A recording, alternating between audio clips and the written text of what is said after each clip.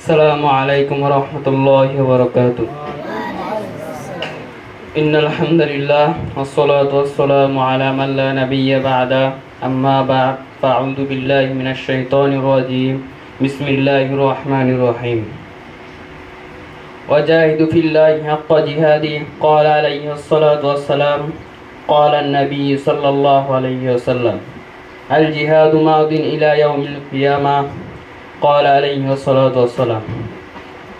অধ্যক্ষ মার্কাজু শাহাবুদ্দিন আল ইসলামিয়া মাদ্রাসা সাহিত্য সাংস্কৃতিক কর্তৃক আয়োজিত আজকের মাদ্রাসা ছাত্র ভাইয়ের পাগড়ি প্রদান উপলক্ষে এই অনুষ্ঠানে উপস্থিত আছেন সম্মানিত পরিচালক সাহেব ও মাদ্রাসার ছাত্রবৃন্দ। আর উপস্থিত আছেন আমার সামনে বিভিন্ন ছাত্র ভাইদের অভিভাবকগণ। তো আমি আজকে একটা বিষয় আলোচনা করব, আর তা হলো ইসলামী জিহাদের গুরুত্ব। মুহতারাম হাজিরিন, বর্তমান সময়ে মুসলমানদের ইমানি জজবা যা দুর্বল হয়েছে, এখন অনেক দেশে আমাদের মুসলিম মা বোনরা নির্যাতিত হয়। অনেক দেশে আমাদের মুসলিম বণিকদের উপর অত্যাচার করা হয়। বর্তমান আমরা চেয়ে দেখতে পাই ফিলিস্তিনের দিকে, সেই কাশ্মীরের দিকে, যে দেশে আমাদের মুসলিম মা বোনদেরকে কঠিনভাবে নির্যাতিত করা হচ্ছে এবং আমাদের মুসলিম বণিক ভাইদেরকে কঠিনভাবে হত্যা করা হচ্ছে। মুহতারাম হাজিরিন, আমাদের ইমানি জজবা তো তাদের মতো হওয়া উচিত যে একটা মেয়ে রক্তে মাখা চিঠির পত্রে পুরা বাংলার অনেক বিভিন্ন দেশ উতাল পাতাল করে সেই মুসলিম বণিক আমার বোনকে রক্ষা করেছিল, যাকে হিন্দুস্তানে একটা কারাগারে বন্ধ করা হয়েছিল, সেখানে সে নিজে রক্ত দিয়ে একটা চিঠি লেখে যে হে হযরত বিন ইউসুফ মুহাম্মদ বিন কাসিম, তোমরা তোমাদের রাজ্যে আরামে আয়েশে থাকতে পারতেছ, তোমাদের বিছানায় আরামে এসে ঘুমাতে পারছো, কিন্তু আমার ইজ্জত নিয়ে চিনিমিনি খেলছে হিন্দুস্তানি লোকেরা। তুমি আরামের ঘুমাতে পারছো, তোমার বিছানায় তুমি আরামে থাকতে পারছো, তোমার মজাদার খাবার তুমি খেতে পারছো, কিন্তু আমার ইজ্জত নিয়ে খেলছে হিন্দুস্তানের কাফেররা। তোমাদের মনে কি একটু দয়া নেই? তোমরা একজন মুসলমান, তোমার মুসলমান মাকে অপমান করা হচ্ছে, তোমাদের মনে কিরকম দয়া? তুমি এখনো আরামে এসে বসে আছো। তখন হযরত বিন ইউসুফ, তার মনে একটা কঠোর ভাব সৃষ্টি হয়, সে কি করবে? তার ঘুম হারাম হয়, তার খাওয়া হারাম হয়। তো সে অনেক অভিযান চালিয়ে সে ব্যর্থ হয়।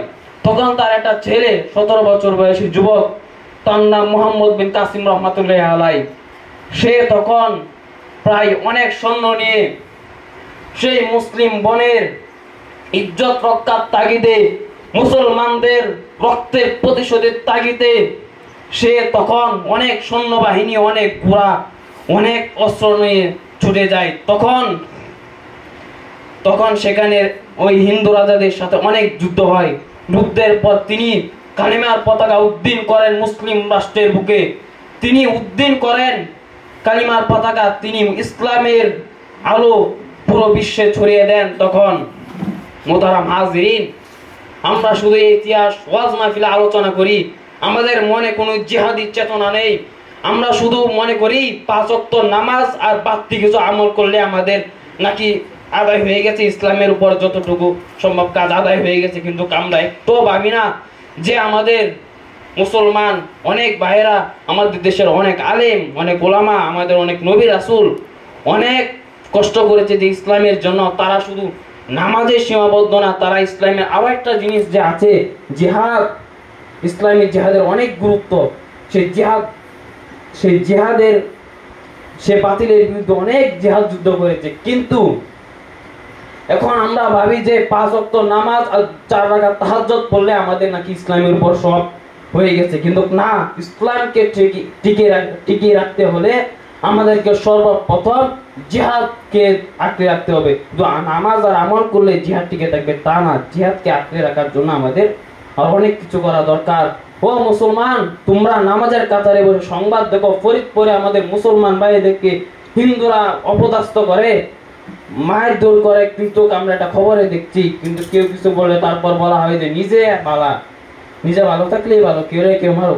এটা কোনো জিহাদের না গুরুত্ব না। জিহাদের গুরুত্ব তো সেরকম থাকা উচিত যেরকম তারা ইসলামের জন্য, ইসলামী জিহাদের জন্য ছুটে এসেছেন বিভিন্ন দেশ টপকিয়ে, তারা সেই মুসলিম বোন ভাইদেরকে হত্যা করেছেন। ইসলামের জিহাদের গুরুত্ব তো সেরকম থাকা উচিত। আমরা যদি আমাদের আকাবিরদের মতো অটল হয়ে ইসলামের উপর অটল থাকি, তাহলে ইসলামের দিকে চোখ বাড়ানোর মতো কোনো কাফেরদের সাহস থাকবে না, কোনো বাতিলের সাহস থাকবে না। আমাদের দরকার বাতিলের বিরুদ্ধে আবারও তাদের মতো যুদ্ধ করা, যারা 2013 সালে আল্লামা বাবুনগরের নেতৃত্বে পুরো শাপলা রাজপথকে রঞ্চিত করেছিল। আমরাও যদি 2024 সালে আল্লামা মামুনুল হকের নেতৃত্বে পুরো বাংলা রাজপথকে রঞ্চিত করতে পারি, তাহলে বর্তমান ইসলাম জিহাদের অবস্থা এমন থাকতো না। আমাদের দরকার তাদের মতো সাহসী হয়ে, তাদের মতো ইমানের বলে বলিয়ান হওয়া।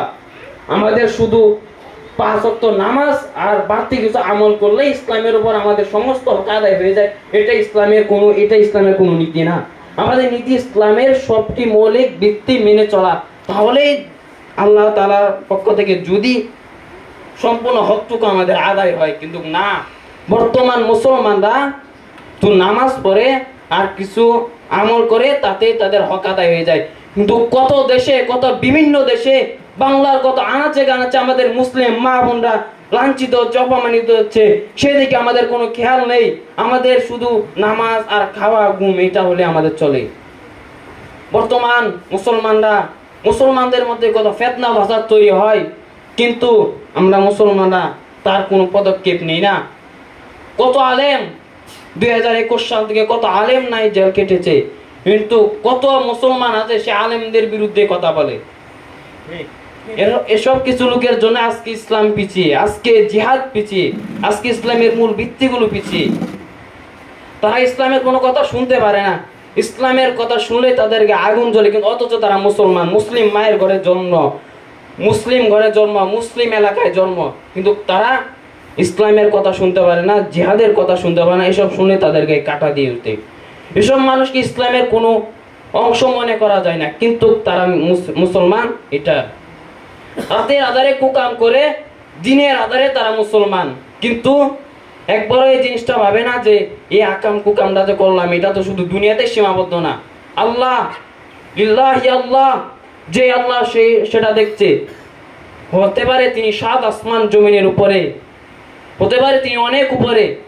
এই জন্য কি তিনি দেখেন না তিনি সৃষ্টিকর্তা? আমরা এখানে যত মাখলুক আছি সবার সৃষ্টিকর্তাই তো তিনি। তো সৃষ্টিজীব শ্রেষ্ঠ সেরা সৃষ্টিজীব আছি, সবাই তো তারই সৃষ্টি। এখানে তো মাত্র অল্প মানুষ, সারা পৃথিবীতে কত মানুষ আছে তার কোনো সীমা নেই। এসব সবের সৃষ্টিকর্তা তো একমাত্র মহান আল্লাহ তাআলা। তিনি যদি এত 7টা আসমান জমিন, তারপরে আবার এত মুসলমান, অনেক ধর্মের দেশটাকে ধর্মান্তরিত তিনি করেছেন, পৃথিবীটাকে এত ধর্ম থাকা তিনি এত কিছু করেছেন, তাহলে এটাতেই বোঝা যায় তিনি কত মহান। আর তিনি কত মহান, আর তিনি এগুলো দেখবেন এসব কোনো কথা। আল্লাহ তাআলা আমাদেরকে ইসলামের ও জিহাদের প্রতি অটল থাকার তৌফিক দান করুক। আমিন। ওয়া মা তাওফিক ইল্লা বিল্লাহ।